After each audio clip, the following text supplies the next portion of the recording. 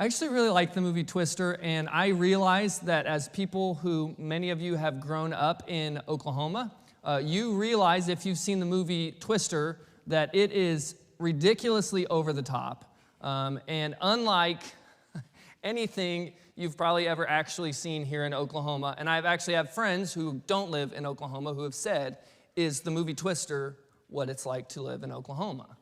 I was like, no, it's not. At least not me and my friends. And if you haven't seen the movie, I mean, you can check it out if you want, but I'll let you guess what it's about. Tornadoes. It's this group of storm chasers, and they spend like 24 hours chasing tons of tornadoes, and the end of the movie is perhaps the most unbelievable of any scene in the entire film, and therefore is my favorite. Because as the two lead characters are running from an F5 tornado, from a tornado, and you can see the things behind them start to get picked up off the ground, and they make their way through a barn as it gets torn away. And the movie ends, they make their way into this little shed that has pipes going down into the ground, and they decide the only way that they're going to survive this storm is if they anchor themselves through these pipes deep down into the ground so that as this massive tornado goes over the top of them, they will not be sucked away. And of course, it works because it's Hollywood, and they both float there and look up into the beautiful eye of the tornado and somehow are not ripped to shred by the debris blowing all over the place because nobody wants to see that movie.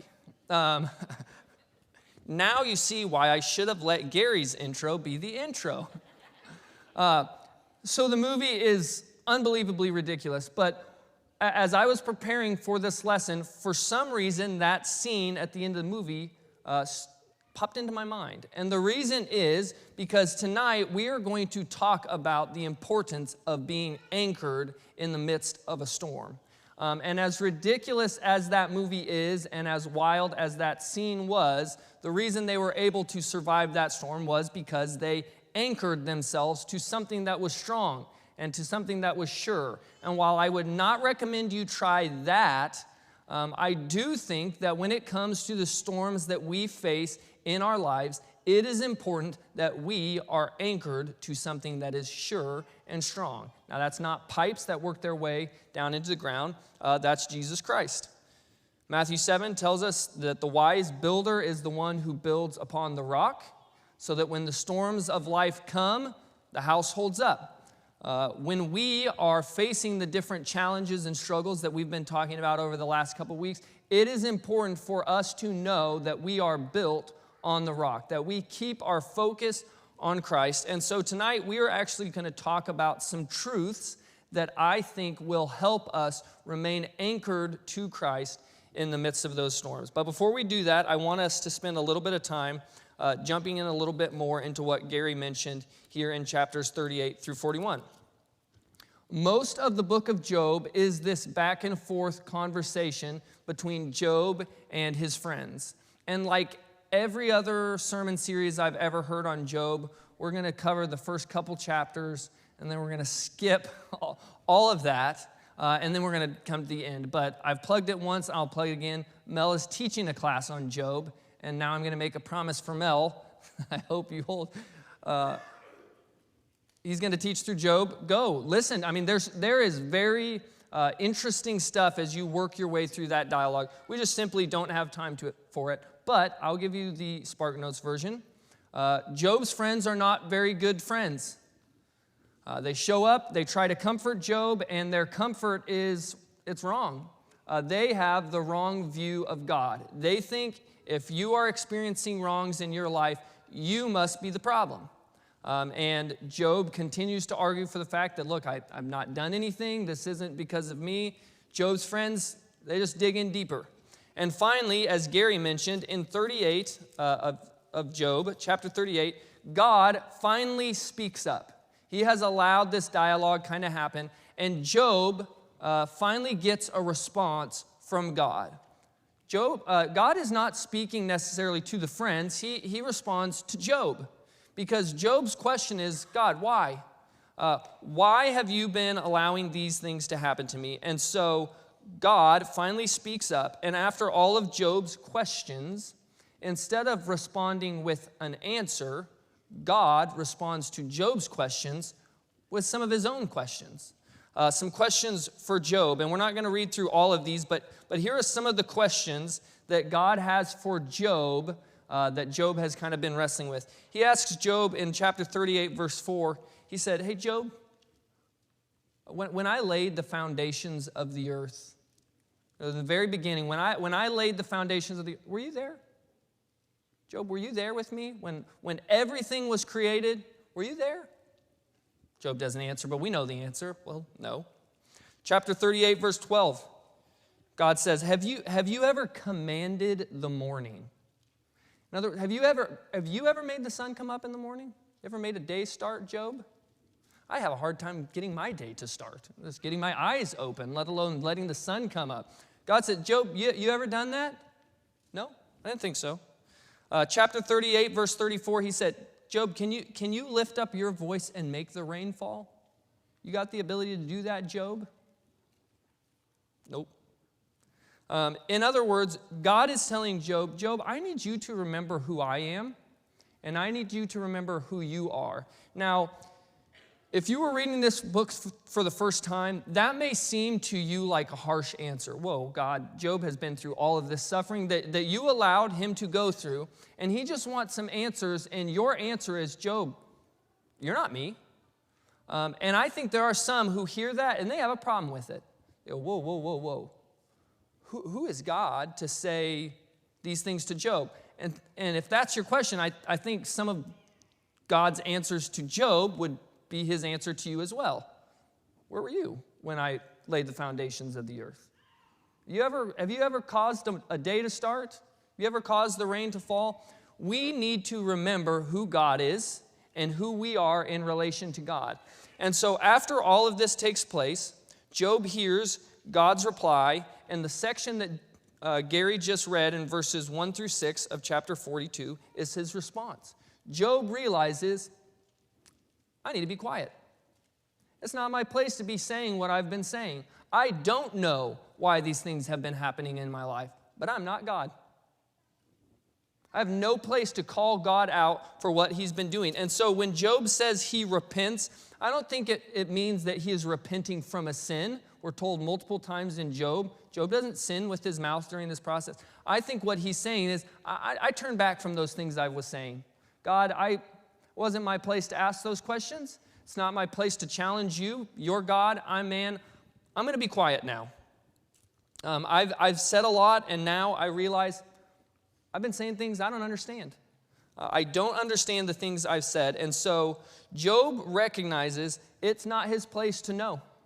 God knows. He doesn't need to. And so tonight, I want us to look at 3 truths that come from Job's response in those verses and the events that follow in the rest of the chapter. And I hope that these truths can be anchors for us that tie us to God during the storms of life. Number 1, we need to remember that God is working even when you don't see it. I think that's hard for us to understand because if you are like me, you want to know how things work. I love those shows that break down how things work, and you can watch them like this. I still don't understand it, but it's cool to see, oh, that's how that works. We as people, we want to know, how does this work? Why does this work? And sometimes we need to understand that God is working even when we don't see it. Again, in chapter 42, verse 3, he said, I declared that which I didn't understand. I've been talking about things that I don't fully grasp and I don't really know. Job admits he does not know everything and why everything is going on.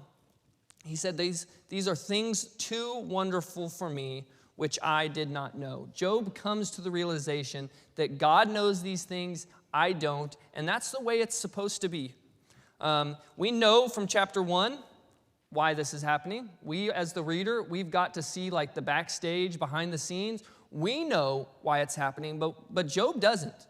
Job doesn't know about God's conversation with Satan.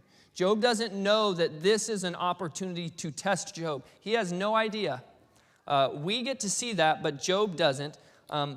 But we, as the reader, we know God's at work during this. God is doing something through this situation that Job doesn't understand. And so you may be looking at your own situation in your life right now and saying, God's not here. I'm looking around trying to look for some sort of evidence of God working in my life, and I don't see it. So that must mean he's not here because he's not working in the way that I think he should be working. Isaiah chapter 55, verses 8 and 9. It's a passage that's familiar to many of us. It says, your ways are not my ways. Talking about God and us. Like, God, your ways aren't my ways. Your paths are not my paths. You know things that I don't know. You have understanding that I lack, and I'll never have those things.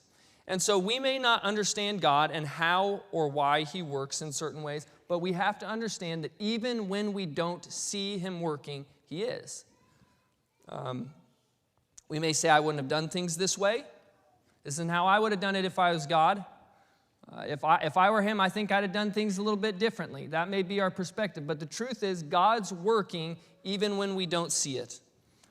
Job saw that. He recognized that he was not in the place to tell God how he should be working. God, I know you are the creator of the universe. You know all things. You see all things. But if I were you, I get my kids come in all the time telling me how I should parent. And I'll just tell you, I'm not qualified, but they're certainly less qualified than I am. Okay, there were some laughters. I was waiting for people back. We need to understand God knows what we don't know. And so that is what we call trust. Putting our trust in God to say, he knows, he's working, I can't see it, but I've just got to trust that he is going to do what's right because he's God. I may not see it, I may not understand it, but just like Job, I recognize in the end that God is God, I am me, and I need to let God be God and handle the things that God can handle. And so as you look at your life, as you look at the different challenges you may be facing, there are going to be times where it feels like God's not there, where he's not at work. But you just need to remember that just because he's not working the way you would like him to work, that does not mean that God's not there. Number 2 truth that I want us to remember as we try to find anchor in the midst of storms. Great pain often leads to greater intimacy. I don't like that. I'll just tell you, I don't like the idea of having to experience pain in order to have greater intimacy with God. And I don't want to make light of anyone's pain. If someone tells me I'm dealing with great trouble, I don't ever want to be the person that says, oh, good for you. That's good. You're going to grow close with God. We don't want to go through pain. But Job found that through this struggle, he actually grew closer in his relationship with God. In verse 5 that Gary just read in Job chapter 42, Job said, I had heard of you, but now I have seen you. In other words, what Job is saying is, I knew who you were. Chapter 1 tells us Job is a faithful, God-fearing man. He knows who God is. But now, having gone through what he's gone through and having God stand before him and speak, Job knows God in a way that he didn't know God before. We need to understand that sometimes great pain can help us grow in greater intimacy with God. When Carrie and I were in college, we had been dating for a couple months, and Carrie borrowed a friend's car, and we were going to drive up to Stillwater for dinner. And before we even got 3 miles from the school, we T-boned another car. And I mean, it was a bad wreck. It was bad. Carrie was driving. It was just terrible. And I remember as, the airbags have gone off, everything has kind of settled, and I began to get out of the car and go and check on Carrie and the other car. It was just a whirlwind. And I still don't remember all the details of what happened, but I do know by the end of that evening, I had grown in my relationship with Carrie in a way that I never had before, in just sitting and talking. When you go through trauma with someone, when you experience great pain with someone, you grow in your intimacy. And I've told Carrie before, that night was the first time I realized, okay, this is a person I think I could spend some time with moving forward, because I grew to know Carrie in a way I hadn't known her before. And maybe you can think of a time in which your relationship with someone else grew because you went through great pain together. And that doesn't mean that the pain was enjoyable, that, oh, I would do that again, but you grew in your relationship with someone because of that pain. That can happen if we allow it to when we go through trauma with our relationship with God. I heard someone once say that God does not waste pain. He doesn't let us go through pain for no reason. He wants, when we have to, he wants to use that pain to help us grow in our relationship with him. And so you may be looking at the trials that you're facing in your life and say, I don't understand it. I don't get why I'm going through this. But if you allow it to, it can give you an opportunity to grow in your intimacy with God in ways that you haven't before, because pain has the ability to do that. Third truth I want us to remember tonight is that even through the pain, God will bless us. Now, this is one I want to be very clear on because I want to make sure we understand what I mean by that. This is going to sound harsh, but hear me out. God owes us nothing. There is nothing that I deserve from God as far as blessings go. The reason God gives to us is because he loves us. The reason that we have blessings, the reason we have good in our life is because of God's love for us. It has nothing to do with me. It has nothing to do with what I've done. It has everything to do with God, his love, and the value that he sees in me. And so I don't want this to sound like what we talked about in the beginning, where if we do good, God will give us good things. But I do want us to understand that because God is a good and loving Father, he wants to bless us. Now, sometimes those blessings come after great pain, but God always looks for opportunities to bless us. So when you see the story of Job, Job chapter 42, if you want to, we're going to read just a few verses from the end of that chapter. Starting in verse 10, this is what happens to Job after all of this great trouble. And he's had this conversation with God. Here's what it says in verse 10. And the Lord restored the fortunes of Job when he had prayed for his friends, and the Lord gave Job twice as much as he had before. Then came to him all his brothers and sisters and all who had known him before and ate bread with him in his house. And they showed him sympathy and comforted him for all the troubles that the Lord had brought upon him. And each of them gave him a piece of money and a ring of gold. Okay, two prefaces to this section. First, Job's story ends with these great blessings in his life. God returns twofold all that had happened to him. And I don't want to paint the picture that is how everyone's story ends. We read the story of Job and happy ending. So I go through all this great trouble, and then at the end of all these great troubles in my life, good things come. It's not the ending of everyone's story. Now, I do think there are blessings even in the trials of life, and we're going to talk about that in the moment. I almost said in the morning, and you guys were scared that you were going to have to come back tomorrow. Sometimes the trials that we face do not go away in this life. They stay with us. They are constant. The pain remains, and it's not until the next life that we get to truly receive the great blessings that we have coming for us. But secondly, I have to believe that even though Job had his fortunes returned, that doesn't mean Job's pain went away. Job still lost his children. And I think there are some people who believe that in Job chapter 42, when it says that he had more children, and it happens to be the same number from the beginning, that means Job had his original children returned to him. And if you want to believe that, that's okay. I think God has the power to do that. I don't think that's what it's saying, because Job then takes time to name the kids. And it'd be really weird to rename kids that you already had. I know you were Darcy, but actually that's not your name anymore. Sorry. Job names these children as if they are new children. And so I think that even though there are great blessings, these wonderful things come to Job, guess what? Job still went through incredible challenges. And I promise you that the pain he felt when he first lost his 7 children, that pain is still there. It's not, oh, great, new kids. Whew, I don't feel bad anymore. It doesn't work that way. And so, yes, Job's story ends with great blessings, but that may not be the same ending that we experience. And even when there are blessings that come in this life, we need to remember that, look, the pain may still be there. That pain may never fully go away. But what I do believe that we can learn from this story is that even through the pain, God wants to bless his children. He wants to look for opportunities to bless us. God is not in the business of making us suffer just so that we can suffer. I think there are a lot of people who their view of God is like the little kid on the playground with the magnifying glass and the ants, and he's just, let me make them suffer. I don't think that's who God is. I think God allows us to suffer because it can help us grow and it can help test our faith. But I don't think God is just in the business of letting his children suffer just for the sake of it. I think when God has opportunities, he's looking to bless us. Now, that blessing may come in the next life.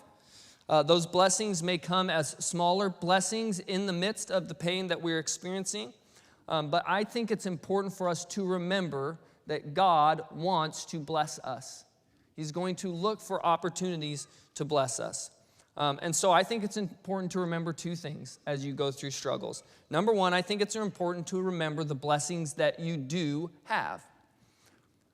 When a person is dealing with depression, naturally it is going to be hard for us to focus on the positive things in life.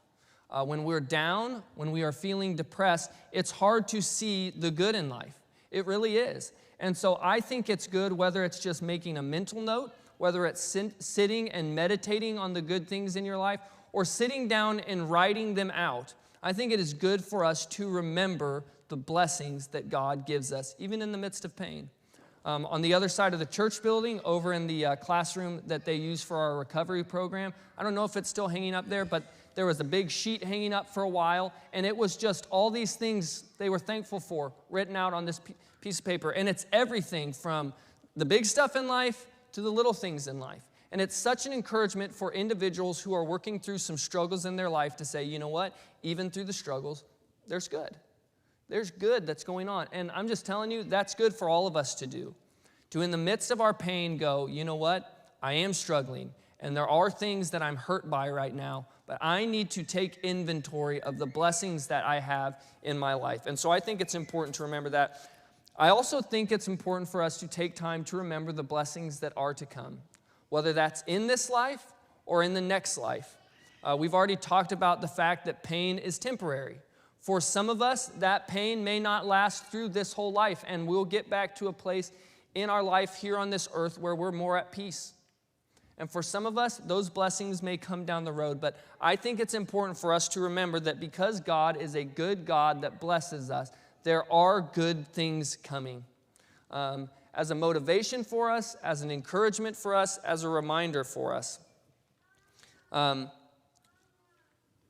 I don't want us to look at Job's situation and say, well, God made everything right in Job's situation, so that's how it's going to play out for me, because that may not be our story. There are stories in Scripture of individuals who their life ends in tragedy, in pain.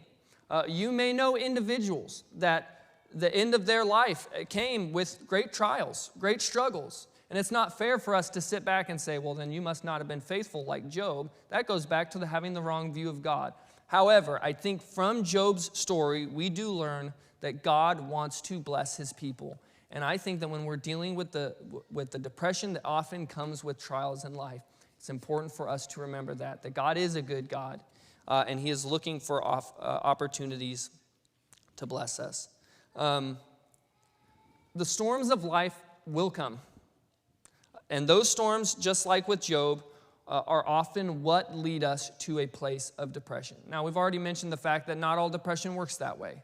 But for many of us, the depression that we are dealing with comes as a result of something negative that has happened in our life. And it's important to anchor ourselves, to tie ourselves to the one thing that is sure and stable and good, and that is Jesus Christ. And that means abiding in him. That means spending time in his word. That means spending time with his people. That means doing everything you can in your power to surround yourself with godly things so that when those storms come, you are anchored. And I think the three truths that we looked at tonight will help us when those trials come along to anchor ourselves to God. For some of you, I think surviving the storm that you are in right now may seem less realistic than the ending of the movie Twister. You're looking at your own life and the struggles that you're in, and you're like, honestly, I think there's a better chance of me surviving an F5 tornado tied to some pipes in the ground than there is getting through the struggles that I have in my life. And I know it may feel that way. But just like Job's story, I think that God wants to bring each and every one of us through the trials in our life. He's there with us. He wants to stand by our side. Look, I am not naive enough to believe that a 4-sermon series is going to heal everyone's problems. And when we decided that this was going to be something we wanted to do, that was not our intention. The hope was, let's start a conversation. And if there are those who are struggling with this can be the first step we take into getting people back to a place of mental health, to a place of peace and strength. And so that's our hope, that as we've been looking at some of these things, that they'll encourage you, that they will motivate you, but that also they will serve as a stepping stone as you move toward a place of healing. I don't know what your next step may be. For some of you, your next step may be what we talked about weeks ago and just opening up with a person and saying, look, the stuff that we've been talking about on Sunday nights, it's stuff I'm struggling with. Would you pray with me? Would you keep me in mind? Would you check in on me? These are just things that I'm dealing with. That may be your next step. Your next step may be the luncheon that we talked about a couple weeks ago. We want to host a luncheon, I think, look, October 31st, after Sunday morning worship, we're going to have a lunch over on the other side of the building. This is for anyone who would just like some resources on what to do next.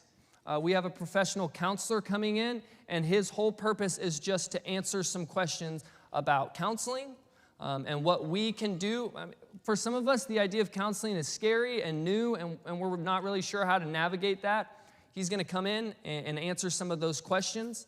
Up here on the screen has exactly what you need to get signed up for that. There are going to be other people there who are looking for the same thing. I understand this is something that's public, and for some of you, you may not be at a place where you want to sit down and have other people around know all that's going on. That's okay too. If your next step is a private one, in which you pull aside one of our elders, pull aside one of the ministry staff and say, hey, I could really use some help, I could use some resources, let's do that too. For some of you, your next step may be a physical step this evening. Down this aisle, come down here, let us know what's going in your life so that we can pray for you. But the same way we've ended every week is the same way I want to end this night. And this isn't just for this series. These things ring true as we move forward from here. It is okay not to be okay. You may not feel okay, and that's okay. What's not okay is to stay that way, to keep those things bottled up. It's okay to feel hurt and sad and frustrated and depressed and even angry, but it's not okay to keep those feelings to yourself. Whether it's me, a spouse, a parent, a friend, an elder, reach out to someone and let them know you're not okay so you can start getting the help that you need. There is nothing, I believe this, there is nothing in this life too big that we cannot get through it together through God and the strength that He gives us.